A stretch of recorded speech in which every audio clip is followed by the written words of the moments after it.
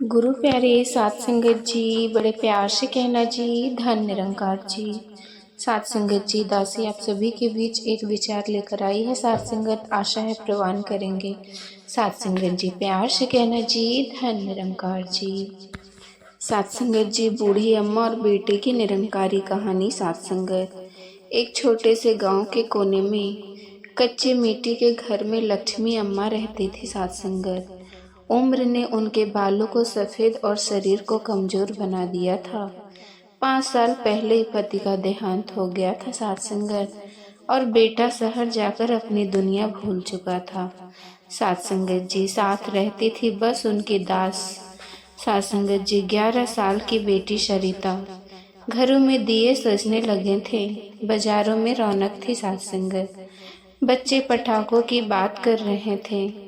दीपावली आने वाली थी। सात संगत, लेकिन सरिता के घर में ना तो तेल था, ना मिट्टी का दिया। सात संगत, ना कपड़े, ना मिठाई। सात संगत, घर की एकमात्र कमाई थी अम्मा का टूटे चश्मे के साथ 4 घरों में बर्तन मांजना। सात संगत, धीरे से सरिता ने पूछा। सात संगत, अम्मा, लोग कहते हैं लक्ष्मी जी आती है, क्या वो हमारे घर भी आएगी?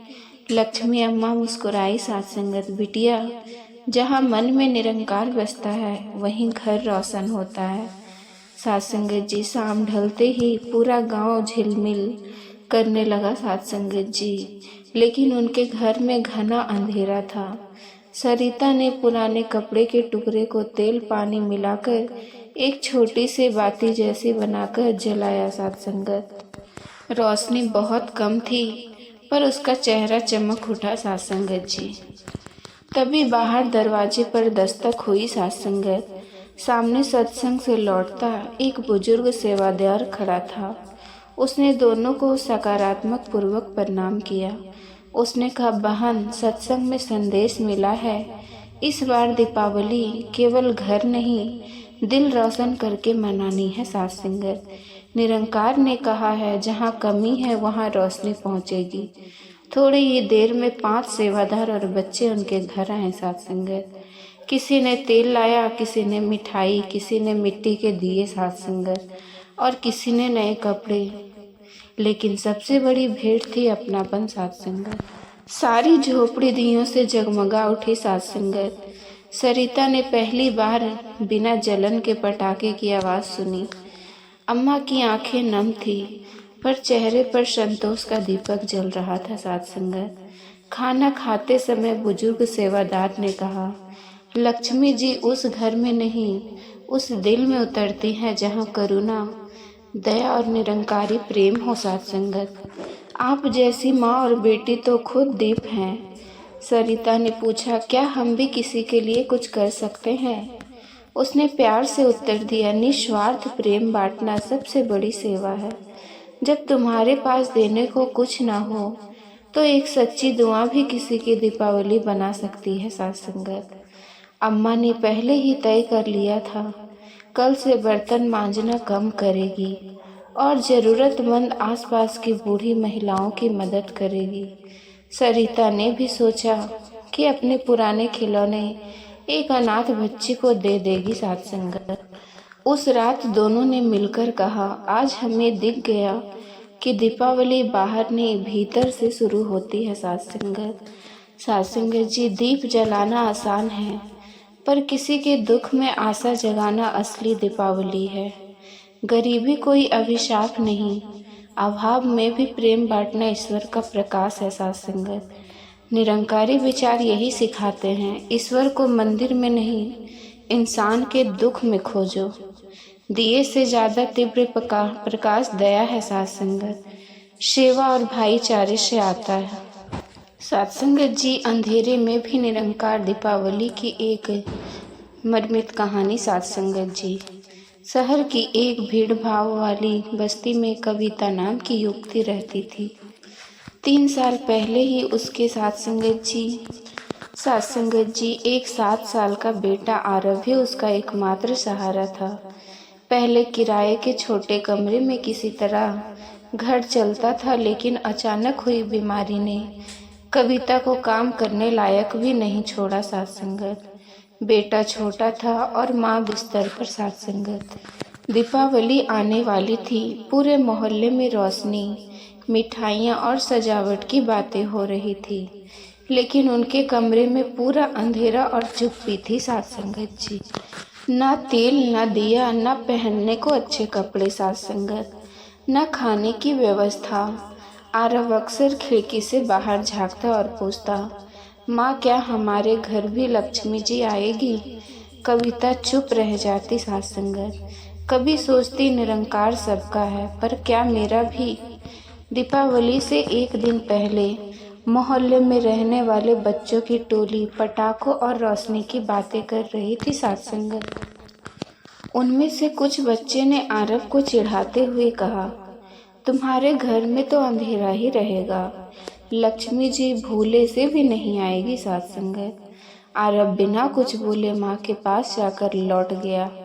कविता साथ संगत दिल भर आया, पर मजबूरी के आंसू उनके चुपचाप दबा लिए साथ संगत। रात को उसने ईश्वर से धीमे स्वर में कहा, हे निरंकार, अगर मेरा कोई हक नहीं तो कम से कम मेरे बेटे के मन से ये दर्द मिटा दे। बस इतनी रोशनी दे कि इसके बचपन पर अंधेरा ना छाया जाए। सासंगत जी दिए से पहले रोशनी। अगली सुबह सदगुरु निरंकारी मिशन का एक छोटा समूह बस्ती में सेवा के लिए पहुंचा। उनके साथ रजाई, कपड़े, दिए, भोजन और मिठाइयाँ थी साथ संगत। वो हर झोपड़ी और छोटे घर में दस्तक देकर पूछ रहे थे, दीपावली मनाने के लिए कुछ चाहिए? जब वे कविता के घर पहुंचे तो दरवाजा अंदर से बंद था साथ संगत। एक बहन ने धीरे से आवाज दी, बहन जी, हम निरंकारी परिवार से आए हैं। सतगुरु ने संदेश दिया है कि जहाँ अंधेरा है वहाँ सेवा लेकर जाओ। कविता ने कांपते हाथों से दरवाजा खोला। आरव माँ के पीछे छिपा खड़ा था साथ संगत। सेवादारों ने बिना सवाल किए घर को साफ किए, दिए सजाए, नई चादरें बिछाई, आरव को नए कपड़े पहनाए साथ संगत और खाना बनाकर दोनों को खिलाया। कविता की आंखों से बहते आंसू देखकर एक सेवादार ने धीरे से कहा, बहन, निरंकार कभी किसी को अकेला नहीं छोड़ता।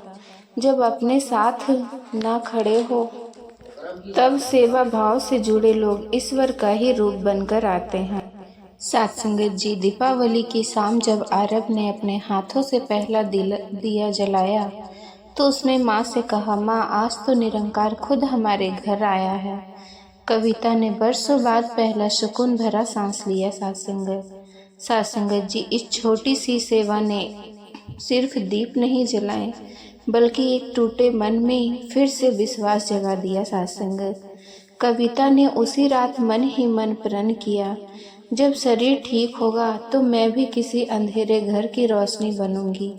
सेवा ही सच्ची दीपावली है साथ संगत जी। साथ संगत जी, दीपावली केवल रोशनी की नहीं साथ संगत, संवेदना की पहचान है। जिसके घर में दीप जलाना कठिन हो वहाँ सेवा पहुँचाना ही निरंकारी जीवन है। निरंकारी बाहरी सजावट नहीं देखता, वो टूटे मन में दीप जलाता है साथ संगत जी। साथ संगत जी, सतगुरु की कृपा वहाँ पहुँचती है जहाँ उम्मीद बुझने लगे। साथ संगत जी, दीप ना होने पर भी प्रकाश दीपावली की निरंकारी विचार साथ संगत। शहर के किनारे बसे एक जंजर झंझर पट्टी में रहते थे साथ संगत राम और उनकी साथ संगत जी 10 साल की बेटी मीरा। माँ का देहांत मीरा की छोटी उम्र में ही हो गया था साथ संगत। घर में कमाने वाला कोई नहीं था। राम कभी मजदूरी पर जाते, कभी काम मिलता, कभी नहीं साथ संगत। कई रातों को मीरा सिर्फ पानी पीकर सो जाती साथ संगत। दिन गुजरते गए और अचानक फिर से दीपावली करीब आ गई। गली में बच्चे नए कपड़े की बातें कर रहे थे, महिला सफाई कर रही थी, बाजारों में पटाखे और मिठाइयाँ की महक फैली थी साथ संगत। पर मीरा के घर में ना झाड़ू थी, ना दीप, ना तेल, ना भोजन की उम्मीद साथ संगत। मीरा का मासूम सवाल, शाम को पड़ोस की सहेलियां हंसते बतियाते बोली, मीरा तुम आज घर सजाने नहीं जाओगी? तुम्हारे यहाँ दिया कहाँ जलेंगे? मीरा ने धीमे स्वर में कहा, हमारे घर में अगर दिया ना भी जले तो मन का दिया ही काफ़ी है। ये सुनकर कुछ लड़कियां हंस पड़ी, कुछ चुप रह गई, पर मीरा के दिल में एक सवाल उठता रहा, क्या निरंकार मुझे भी देखता है? दीपावली की सुबह सासंगत जी। दीपावली वाली सुबह उसके पिता बहुत उदास थे। उन्होंने कहा, बिटिया आज तेरे लिए कुछ ला नहीं पाया। लोग कहते हैं लक्ष्मी माता आ जाती है, पर शायद हम उनके लायक नहीं हैं सासंगत। मीरा ने उनका हाथ पकड़कर मुस्कुराते हुए कहा, बाबा जहाँ प्यार हो वहीं लक्ष्मी का घर है। अगर निरंकार चाहेगा तो बिना दिए के भी रोशन होगी। सासंगत जी। अमावस का दोपहर भूखे पेट मीरा अपने पिता के साथ गली में घूमते घूमते एक छोटी सी निरंकारी सत्संग सभा के पास पहुंची। वहां लोग सेवा बंटवारे की बात कर रहे थे। इस बार दीपावली सेवा घर घर पहुंचाकर मनाएंगे सासंगत जी। वहां सासंगत जी एक बहन ने मीरा को देखा और बोली, बिटिया सदगुरु कहते हैं सेवा वहीं पहुंचती है जहां जरूरत और सच्चाई हो। तुम्हारा घर कहाँ है? पहले तो मीरा ने इनकार किया, पर फिर उनके प्यार भरे आग्रह पर रास्ता दिखा दिया सासंगत जी। संध्या का चमत्कार। सांस सासंगत जी ढलते ही उनके टूटे हुए घर में अचानक लोग पहुँचे। एक ने कमरे की सफाई की, एक ने दिए सजाए, किसी ने मिठाई रखी, कोई कपड़े लाया, कोई फल। सासंगत जी। छोटी सी जगह में खुशबू और रौनक भर आई सासंगत जी। राम आश्चर्य में थे, हमने तो कुछ मांगा भी नहीं। सेवा में आई एक बुजुर्ग माता बोली, निरंकार से मांगा नहीं जाता, उस पर भरोसा किया जाता है। तुम्हारे बेटी का मन वाला दीप पहले ही जल चुका था। मीरा ने नया कुर्ता पहना, पिता के साथ बैठकर पहली बार मिठाई खाई और दिए जलाए सासंगत जी। उसने आसमान की तरफ देखा और धीरे से कहा, निरंकार आज समझ आया कि अमावस बाहर की नहीं अंदर की होती है। सासंगत जी। बाद की कसम। मीरा ने मन ही मन संकल्प लिया, जब मैं बड़ी हो जाऊंगी तो जिनकी दिवाली अंधेरी हो मैं वहां रोशनी बनकर जाऊंगी। निरंकारी जीवन यही है, खुद ना जलाकर किसी का दिया जलाना। सासंगत जी। दिए की कमी अंधेरा नहीं लाती, विश्वास की कमी लाती है। सासंगत जी। निरंकार हमेशा वहीं पहुंचता है जहां दिल की पुकार सच्ची होती है। सेवा और करुणा ही असली दिवाली है। एक गरीब बेटी भी पूरा घर रोशन कर सकती है अगर उसका मन निरंकार से जुड़ा हो। सासंगत जी। राजस्थान के एक छोटे से गांव में एक 10 वर्षीय बच्चा रहता था, अद्वैत। उसका परिवार बहुत साधारण था। माँ घरों में बर्तन मांजती थी और पिता मजदूरी करते थे। घर सासंगत जी छोटा था लेकिन मन बड़ा। अद्वैत बचपन से ही अपने माँ से यही सुनता था, बेटा निरंकार सब देखता है, किसी का मन न दुखाना, न किसी का हक मारना। सासंगत जी। जो बांटता है उसे ही मिलता है।